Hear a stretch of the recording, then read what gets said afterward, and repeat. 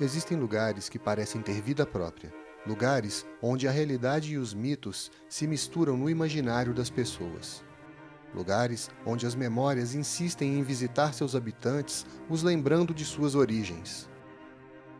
Em cada paisagem são evocadas as histórias que permeiam a alma deste lugar. Isso, um lugar com alma, chamado Barreiro, um bairro mais antigo que a própria cidade de Belo Horizonte. É hoje uma enorme região dentro da cidade, composta de 54 bairros e com mais de 300 mil pessoas. Seria uma das 8 maiores cidades de Minas Gerais. É onde se encontram passado, presente e futuro, passando por diferentes fases feitas com tijolos, aço e pensamentos que construíram este local, formando as suas barreiridades.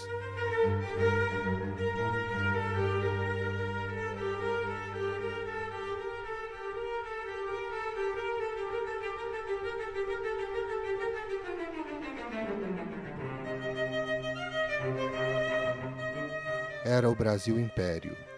Naquela época, dominava a economia rural no país e o Major Cândido Brochado era um poderoso latifundiário e político. Na sede da fazenda do Barreiro, de um dos lados da varanda, havia uma pequena capela, onde a família fazia suas preces.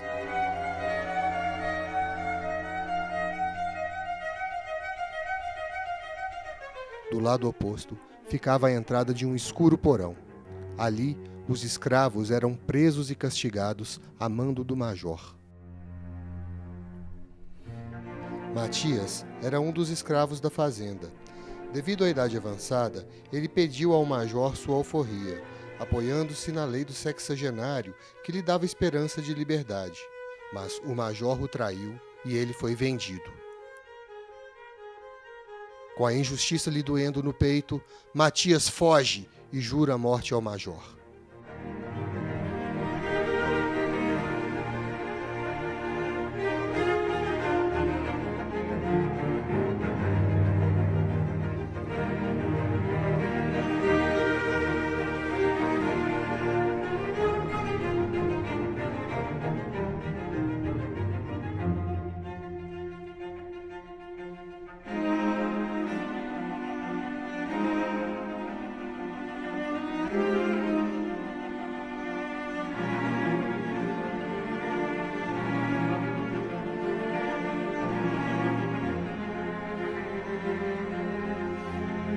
Matias é encontrado e preso após consumar a vingança.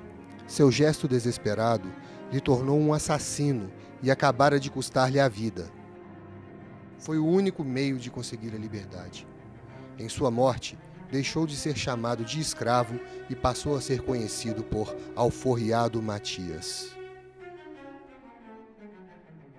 O Barreiro é resultado de, sobretudo, 3 fazendas, a Fazenda do Peão, a Fazenda do Barreiro e também a Fazenda do Jatobá.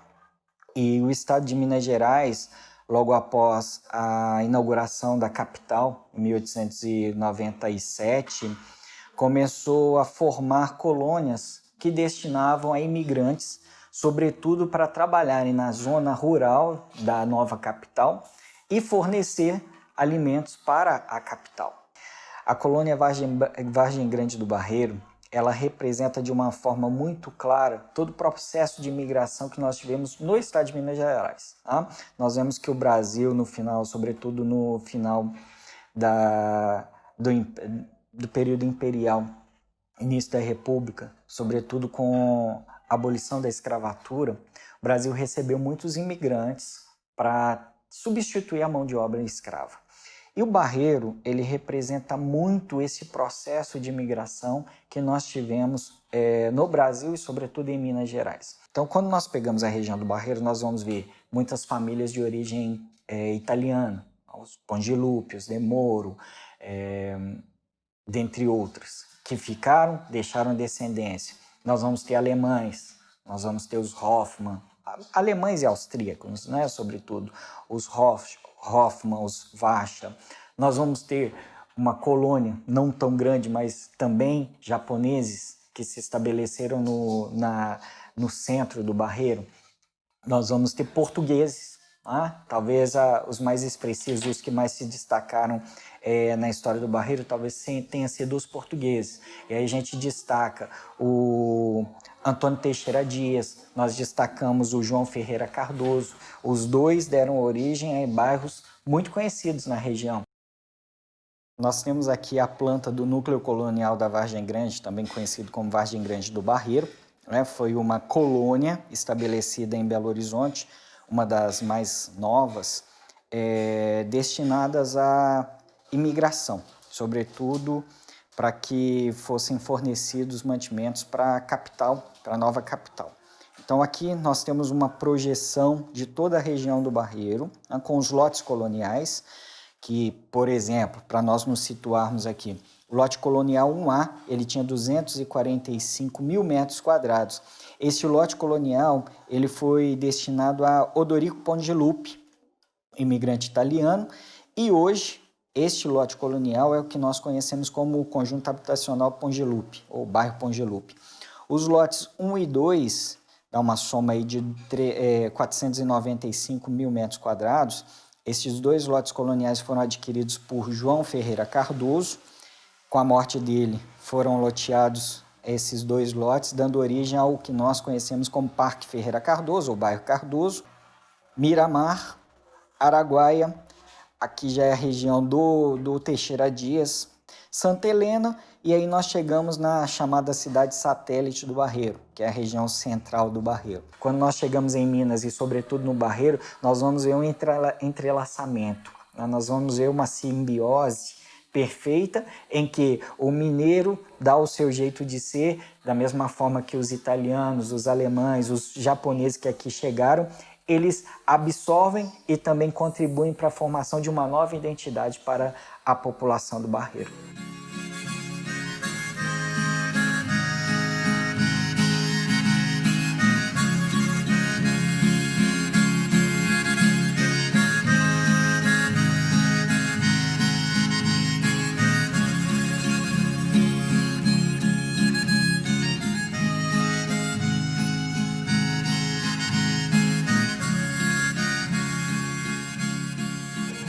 Lucrézia Perugini, sou filha de Francisco Perugini, Concheta Maria Carmela de Suma Perugini. Quando o papai, ele estudou, trabalhou e fez o curso de marcenaria e serviu o exército. Quando ele serviu o exército, aí veio a Segunda Guerra Mundial. Ele estava dando baixa naquela semana. Tanto é que ele arrumou os documentos todos para vir para o Brasil, mas ele sempre falava, eu não fugi da guerra. É porque nos planos dele, ele vinha para o Brasil. Porque aqui ele já tinha a família Gatti, que era o tio dele, Sr. Domingos Gatti. Da Itália, ele recebeu uma carta do cônsul da Itália, porque daqui ele foi para São Paulo, para trabalhar em São Paulo, e lá ele trabalhou no escritório, dentro do escritório do Matarazzo. E ele, claro que quando ele veio em 1939, que eclodiu a Segunda Guerra Mundial, ele trabalhou em São Paulo e fez dinheiro lá. Então, quando ele chegou, ele vinha visitar o outro tio dele, o Sr. Domingos Gatti. Aí ele conheceu o Barreiro, e o Barreiro estava naquela época chamava Cidade Satélite do Barreiro. Aí ele comprou 2 lotes na Visconde de Bituruna. 3 lotes na Visconde de Bituruna. Na Visconde de Bituruna, no lado ímpar, ele fez uma casa para receber minha mãe. E nesse período, enquanto ele estava construindo, ele construiu na esquina entre Visconde de Bituruna e Vaz de Melo. Se não me engano, a Vaz de Melo é a entrada desse comércio que ele fez. Bar e Boate Vesúvio. Ele era em sociedade com a família Vandermalta. E nessa época estava inaugurando a Mannesmann. A Mannesmann pediu para ele para servir para 70 funcionários almoço. Era um restaurante completo. Lá de cima dava para ver a estação ferroviária. E era aberto, assim, a parte de cima, em tipos janelas abertas, Então, as famílias do Barreiro, as tradicionais, é o que começou. Eles iam lá. Na época, o Juscelino Kubitschek, que que foi eleito governador, ele pediu o papai emprestado lá em cima para agradecer os votos que ele teve, porque o Barreiro, naquela época, já era um colégio eleitoral.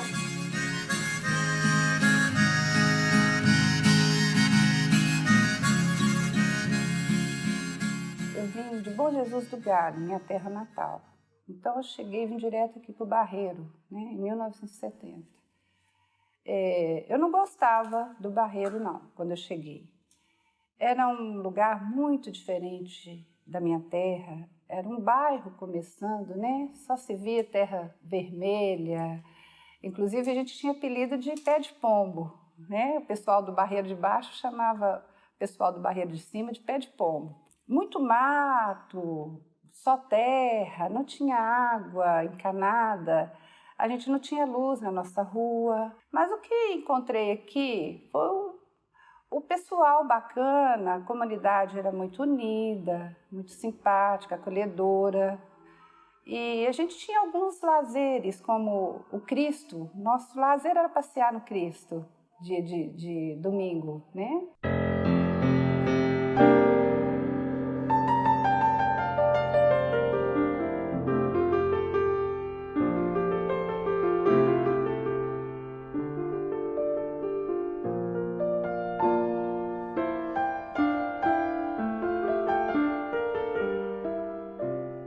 Meu avô é um imigrante italiano, veio para o Brasil com 5 anos de idade, viveu a sua infância, a sua juventude em São Paulo. E como era uma pessoa de visão, uma pessoa que via adiante das outras pessoas, ele viu uma oportunidade de negócio que era fazer bairros, né, em Belo Horizonte, e pensando no Belo Horizonte no futuro, já que ele era uma pessoa que veio de São Paulo e viu o crescimento de São Paulo e percebeu que aqui Belo Horizonte trilharia o mesmo caminho. E começou a comprar áreas, né? Aqui no caso do Milionários, ele comprou as áreas da família Demoro, da família Hilbert. E dentro dessa estrutura, ele tinha que dar um nome para o bairro, né?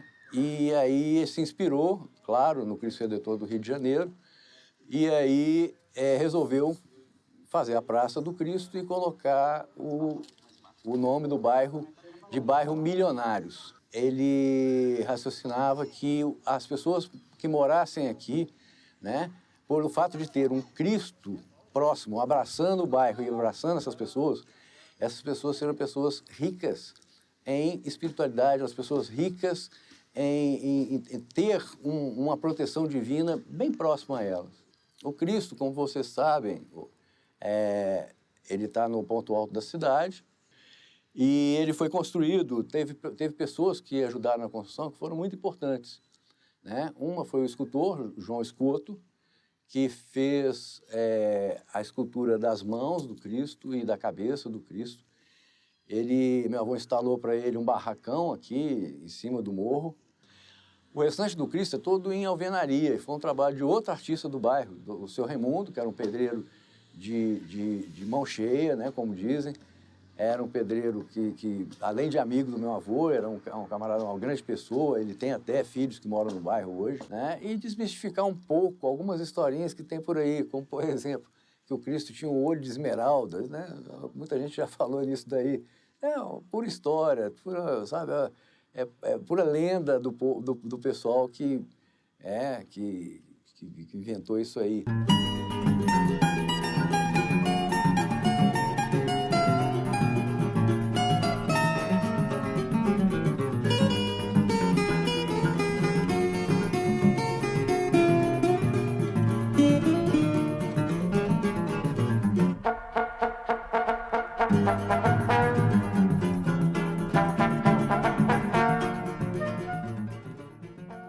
Eu sou Vilma, filha de Sebastião Guilherme de Oliveira. Quando ele casou com a minha mãe em 45 e arrumou um sócio, Totonho de Massa, que vieram para o Barreiro com uma portinha. E o Barreiro estava iniciando, né? E foi crescendo, e eles também cresceram comercialmente. A Casa Seleta foi um marco na vida do meu pai, foi um marco nas nossas vidas. Era armazém, loja e açougue junto. Era bem grande comércio lá, o prédio. O papai não abastecia, não era só o Barreiro. Você pegava Ibirité, Jatubá, Bom Jardim, Sarzedo, tá entendendo? Porque o caminho para ir para São Paulo antes, quando chegava ali na fábrica de biscoito Cardoso, na Amazonas, tinha que entrar por dentro do Barreiro para passar para seguir para São Paulo. Então o movimento lá, nesse nosso armazém, na época, é de 2.000, 3.000 pessoas, tá entendendo como? O papai tinha, assim, um senso comercial, uma previsão das coisas. Ia faltar o feijão, por exemplo. Ele comprava 6, 7 vagão de feijão. Na falta de feijão, cada pessoa, o papai podia dava só 2 quilos para cada um, para que todos fossem atingidos. O papai então fazia o seguinte, fechava o comércio, colocava todos nós lá com os funcionários para pesar 1 quilo, 2 quilos de feijão, de açúcar, para o dia seguinte poder atender esse povo todo que ia consumir, certo?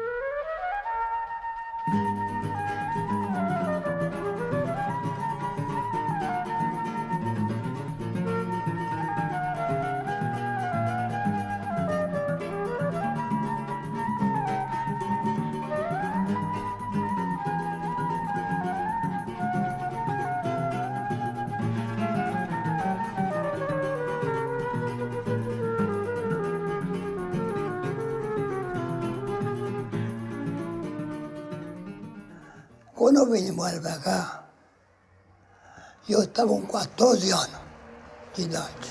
Meu pai pagava um conto sem de aluguel. Não, eu que deixei a dinheiro. Uma casa para morar aqui. E eu comecei, lugar que está a estação do Barreiro hoje, comecei a trabalhar na olaria, tijolo ali, amassando barro com o pé e com a pá, e enchendo carroça de barro. Saí lá dos gatos do Barreiro, eram os gatos. Também nas mãos de menor, na picareta, fazendo fundação. Eu cheguei do Barreiro exatamente por causa da Companhia Siderúrgica Mannesmann, que tinha sido recentemente instalada aqui, né? E eles estavam dando grandes oportunidades, mesmo para quem não tinha muita experiência em indústria, né? E eu consegui e fiquei no Barreiro. Comecei a ver o crescimento do Barreiro exatamente em torno dessa companhia, né? Que trouxe um grande desenvolvimento para essa região aqui, foi a Companhia Siderúrgica Mannesmann. Eles me deram a classificação de termotécnico, né? Era a pessoa que era especialista em energia térmica dentro da companhia. Os alemães técnicos, os que vieram realmente da Alemanha, eram um pessoal muito especializado, muito especializado. Tinha dificuldade de língua, eu tinha um certo conhecimento de terminologia, de simbologia química, né? Então, muitas vezes aqueles aparelhos todos com essa simbologia, você sabia distinguir bem. Mas você tinha orientação deles, uma orientação muito boa, porque era um pessoal muito técnico. Agora, junto com eles, vieram também muitos alemães, mas alemães que vieram de pós-guerra, vocês já sabem como, né? Chega aí como aventureiro, tal coisa, e entraram na companhia também. Meu cartão da Mannesmann era 8.284. Então, você tinha 3 turnos. Chegava só homem, não tinha mulher, só homem no Barreiro, né? Então, você pode ver que a vida cultural dentro do Barreiro era difícil demais. Numa sociedade que o bairro não estava preparado para receber uma companhia do tamanho dessa aqui. O nome Cine Estrela d'Alva foi meu tio que deu. O irmão do papai, o tio Vicente, veio junto com ele. Mas o cinema foi, assim, o primeiro contato cultural mesmo do pessoal do Barreiro, né? E ali era alegria geral, uma coisa maravilhosa. Minha tia ficava recebendo o ingresso e meu tio lá em cima. Então foi a alegria do Barreiro, era quando o filme arrebentava, só faltava destruir o cinema. Tinha que separar os que estavam beijando, tinha que separar os briguentos, tinha os que, na hora que arrebentava o filme, era aquela gritaria. A minha família foi a segunda família a morar aqui, a construir aqui. Eu me casei aos 18 anos e fui morar no Carlos Prates. Mas nunca deixei o bairro. E depois escrevi o livro da Estação Ferrugem, né? A Estação Ferrugem. Na verdade, o meu livro, ele conta a história do nascimento, conta essa história da criação da Manesma, do Getúlio vir inaugurar. Inclusive, tem uma cena bucólica da minha mãe lá do Alto de Santa Margarida, assistindo a derrubada dos laranjais da Fazenda do Peão, aqui, onde foi construído. Foi no pomar da fazenda que foi construído o bairro. Eu pego o fio condutor, é a minha família, uma família de imigrantes, e claro que eu peguei a minha, né? E começa com uma cena, o livro começa com uma cena de tentativa de suicídio da minha mãe, nas linhas do trem. O Veracruz passava aqui. E eu devia ter uns 3 anos, eu chamava o Veracruz de trem de prata. Então a história começa com essa linha trágica, e eu vou alternando a história da construção do bairro, do surgimento, da alcochoaria do meu pai. Eu conto a história do Barreiro, do surgimento, por que era a Estação Ferrugem, que tem a ver com o córrego do Ferrugem, que nasce lá no Barreiro e vem, né, lá no Barreiro de cima, e vem transitando, serpenteando e tal, que deu o nome à estação. E o Estação Ferrugem faz esse resgate também, tá? Da história daqui no bairro das Indústrias e no Barreiro, da resistência à ditadura civil-militar. Eu fui do movimento estudantil, né? Isso me despertou a curiosidade sobre saber essa história, de como é que tinha sido, né? E o Estação Ferrugem acabou reunindo 3 livros. Um que seria a história da minha família, o outro que era da nossa juventude, da meninada sem eira nem beira, que cresceu aqui brincando pelos campos, né? Vagos, os lotes vagos, e o outro que era esse resgate dessa memória da resistência à ditadura militar na ótica operária. Eu acabei juntando tudo e fazendo um só. Comercial Esporte Clube. Chegou a conhecer o Comercial Esporte Clube? Pois é. Lá tinha as horas dançantes no fim de semana, eu me arrancava daqui, depois com os meus 14 anos, e ia para lá, cruzava a Manesma, o caminho da Manesma, deve dar, acredito, uns 5 quilômetros até chegar lá no topo.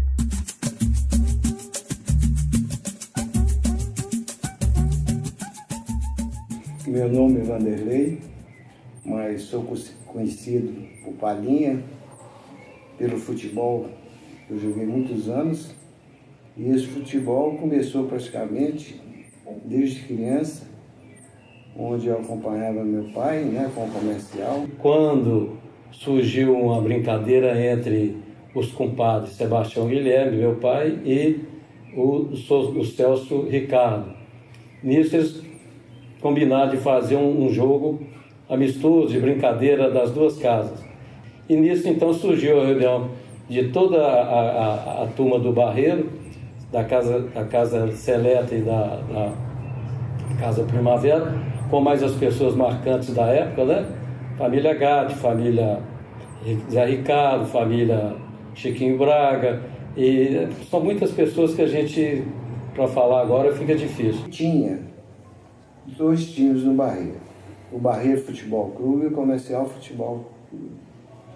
E era uma rivalidade muito grande, que não se encontrava não, e nem podia se encontrar porque ia dar briga. E assim foi por muitos anos, né? Barreiro é do... Sabe? É do Gatti. A competição de Atlético e Cruzeiro. Barreiro é a família Gatti, certo? E o comercial é dos comerciantes. Os comerciantes do Barreiro. Barreiro, Velho Oeste, me visto e ele me veste. É triste, mas nós resiste na playlist CDR. Tricamente dos pivetes, do Mangueira, Castanheira, das trincheiras do Teixeira, onde se marca uma fronteira, no riscar de uma peixeira, lá na Vila Marieta, onde tem teta pra moleque. Que o mineiro é da roça, mas cuidado aí, seu moço, não pisa no meu caroço, que eu passo com a carroça na cabeça e no pescoço, Joe. Respeito é pra quem tem, pergunta ali no Cardoso, na pracinha da Febem, o corre é cabuloso, os canas chegam nervoso, faz um papel de bozo, põe a arma no meu rosto e fala que é pro meu meu bem. Nascido e criado, cultura de rua, direto da rua Agave. Cola no campo do Estrela do Vale que nunca verás uma bola na trave. DJ Tini faz o beat direto do bom sucesso, liberdade, mano, é sério. Barreiro e seus impérios batendo nos seus estéreos, onde o Cristo tem rinite, alergia do minério. Vou prazer, vou colar com NG, vou colar com Manicá, vou pra Batalha da Praça ver minha raça improvisar. A minha irmã, ela faleceu em 2001. Ela já tinha falado pra gente, Lucrécia, vocês estão indo o progresso do Barreiro. Com esses 350 mil habitantes, seguramente, se o Barreiro fosse uma cidade independente, seria uma das maiores cidades de Minas Gerais. O Barreiro, ele já chegou grande, ele não teve essa evolução. Claro que ele teve o modernismo, né? E o crescimento em torno. Mas o Barreiro, vou repetir, já chegou grande. O Barreiro sempre teve um ponto de evolução acima, né? Porque não foi um bairro operário o Barreiro, né? Ele tinha operários, né? Mas não era um bairro operário, né? Desde a origem, né? E hoje é uma megalópole aquilo ali. Eu não sei mais andar ali, não. O Barreiro tem tudo para ser uma cidade independente. Não sei se é o foco, é o objetivo. Eu não penso que hoje seria ideal o Barreiro ser uma cidade independente. Porque o Barreiro hoje é uma cidade, pô. Não é um bairro, não, é uma cidade. Há motivo da gente querer emancipação disso aí, né? Para o Barreiro crescer, independente de outros, e fazer lá um conjunto, porque tem pessoas inteligentes lá dentro. É difícil, né? A gente produz muito mais do que a gente recebe, porque não tem como, é a economia do Barreiro, mas o Barreiro está ligado a BH, então se a gente conseguisse falar de uma parada assim, o PIB do Barreiro, mas não tem como, né? Existe, mas ele está diretamente ligado ao de BH, então o que a gente produz vai para BH e acaba que não volta na proporção do que a gente produz, né? Eu sou da borda, da contorno, do recheio, do bolo de nota que rola lá no miolo do Lourdes e da Savassi. Estilo Carine Bassi da Torre lá do Tirol, onde a rua de calçamento não passa seu velotrol. Aqui da borda, da contorno, do recheio, do bolo mal dividido. Fudido e fui mal pago, o estrago já é antigo. O artigo foi assinado, estado calamidade, cidade Belo Horizonte, capital prosperidade, a fonte é do lado de cada ponte. Aqui da borda, da contorno, do recheio, do bolo que tem meu sangue, parceiro. Veias abertas do Barreiro, muito dá e pouco recebe. Da nascente do Arruda, da água que ninguém bebe. Aqui na borda, da contorno, do recheio, do bolo, da má vontade, do excesso de vaidade e do metrô que nunca chega antes da minha necessidade de acessar essa cidade. Eu dependo de quem assina, que aceita aceitar propina. É a caneta que assassina, inocente a dor de quem chora. Pego 36 horas, pego 30 indo embora, pego 30 na volta pra ver se você assimila, mas vai com a cara na porta, vê se não bate a revolta. Pego 30 na hora que o ponto lá tem 3 filas, com suor na camisa, com sacola e mochila, e vem pra borda da contorno, do recheio, do bolo, do bolso cheio que explora minha mão de obra, dos busão que não tem freio e dos córregos que transborda. Aqui na borda da contorno, do recheio, do bolo, dos 37% do seu produto interno bruto. A situação tá sem sustento e o cidadão comum tá puto. Aqui na borda da contorno, do recheio, do bolo, do meu lado do viaduto.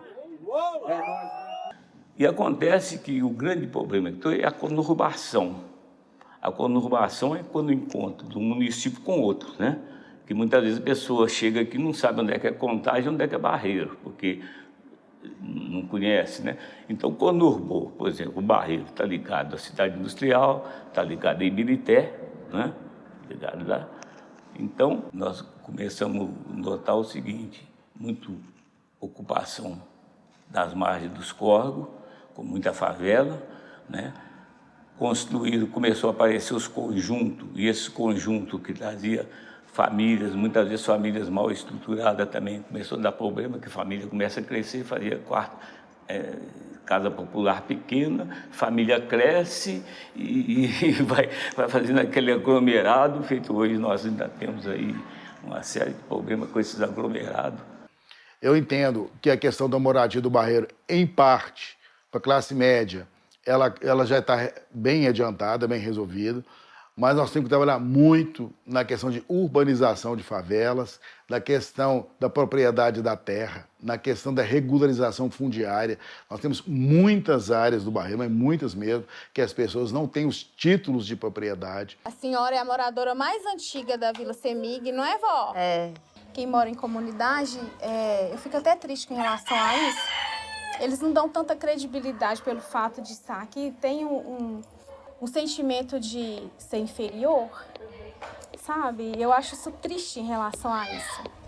Eu acho que as pessoas deveriam pensar diferente e acreditar que aqui pode ser um lugar diferente, pode ser um lugar melhor. Porque, infelizmente, é visado demais, né, como um lugar violento. E eu gostaria mais que as pessoas, os prefeitos, governadores, olhassem com mais atenção, com mais carinho e respeito dos moradores.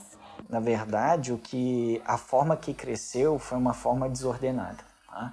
Isso aí pelo próprio, quando você precisa sair e entrar aqui, onde nós estamos, né? Que só tem uma via de acesso. Há dias que a gente fica 10 minutos para fazer um percurso aí de 200 metros. Eu imagino que vai ter que ser repensado muitas coisas. Muitas coisas para que o Barreiro continue como sendo um lugar agradável para se morar. Hoje não é. Hoje tem coisas que dificultam, né, a convivência aqui. Para se deslocar, hoje a distância, que é a mesma de alguns anos atrás, ela parece que ela aumentou, porque a dificuldade para você chegar, de se deslocar, ela aumentou da mesma forma. Sumiu a estação, né?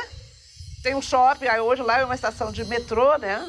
Mas não tem metrô, né? Uma estação de metrô que não tem metrô, né? Tem esperando o metrô até hoje, né? Quantos anos? Desde a minha infância que a gente ouve falar do metrô. Olha lá o metrô do Barreiro.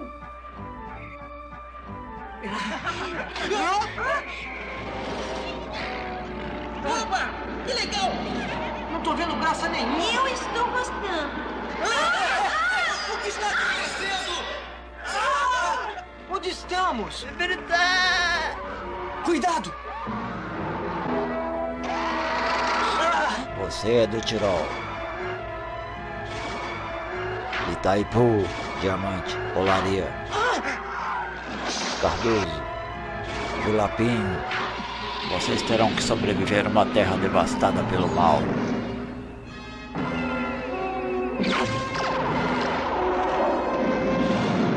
Quem é ele? Apenas mais um deputado que só aparece nas eleições. Tem que tomar cuidado. Vocês só conseguirão voltar para casa se encontrarem o metrô do Barreiro. Por que não tem o metrô do Barreiro? Justifica-se, inclusive economicamente, ter esse metrô. A receita derivada desse mundo de gente que mora aqui, que vem trabalhar, que vem estudar, seguramente justifica esse investimento. Uma vez eu conversei com um vereador que eu falei que eu não ia votar em quem votou contra o metrô do Barreiro. Aí ele falou que ele tinha que escolher entre a bacia de contenção de enchente e o metrô.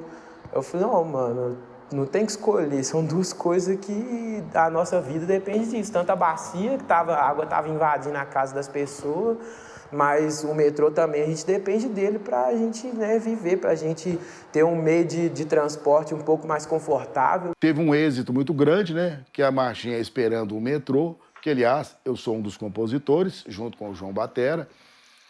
Ela trouxe um holofote muito grande para a nossa região. Ganhou o festival, né, Mestre Jonas, que é o principal de Minas Gerais, e todo mundo na cidade não falava noutra coisa a não ser esse metrô do Barreiro. Há tempos estou esperando o metrô. Eu era criancinha, hoje eu sou avô. Eu era criancinha de colo quando o governo anunciou que o metrô ia chegar ao Barreiro. Tem mais de 30 anos e ainda não chegou. Há tempos estou esperando o metrô. Eu vejo, assim, inclusive nessas regiões um pouco mais afastadas do centro do Barreiro, uma mudança muito pequena, assim, muito delicada mesmo, né, velho? A mudança mesmo é assim, relativamente recente, né, daquelas regiões ali.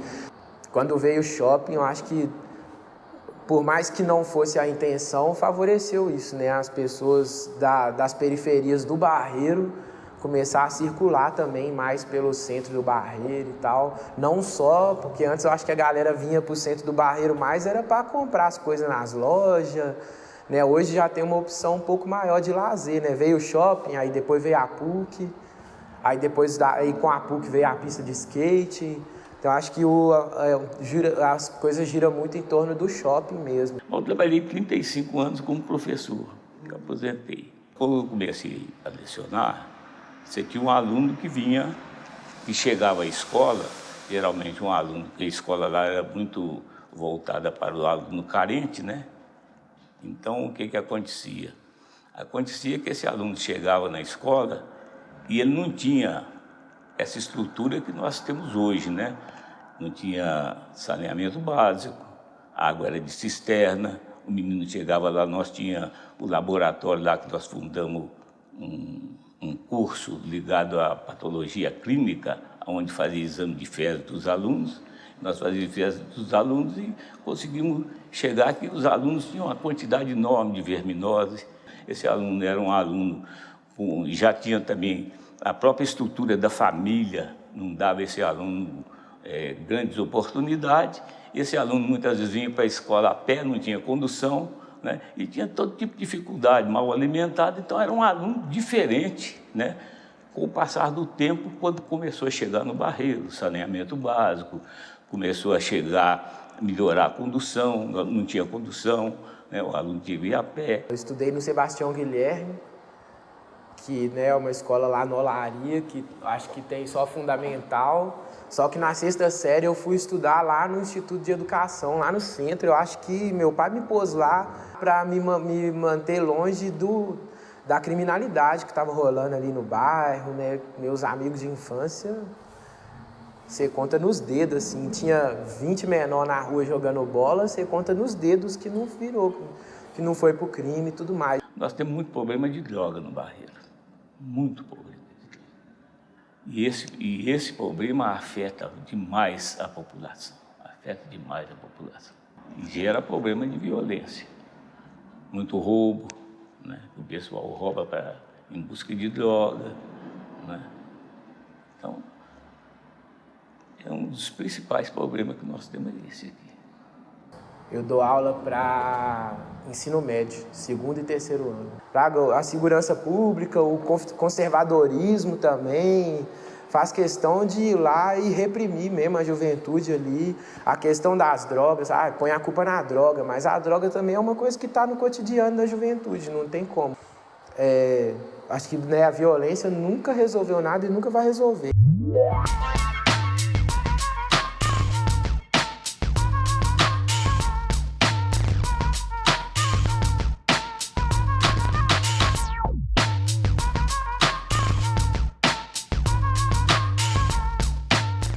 Eu acho, sim, que existe um sentimento de barreiridade.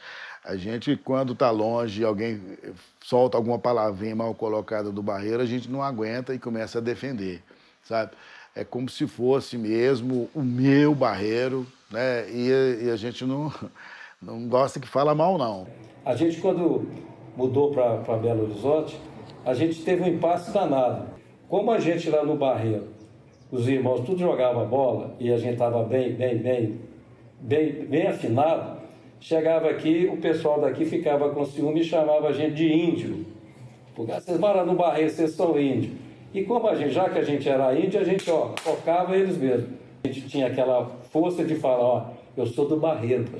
Acho que esse sentimento, né, de você pertencer ao lugar que você vem, de você amar o lugar que você vem e levar ele para onde quer que você vai. Todo lugar que eu vou, eu faço questão de falar que eu sou do Barreiro. Ninguém sabe o que é Barreiro, mas eu falo que eu sou do Barreiro. Não sou só de BH, não, filho.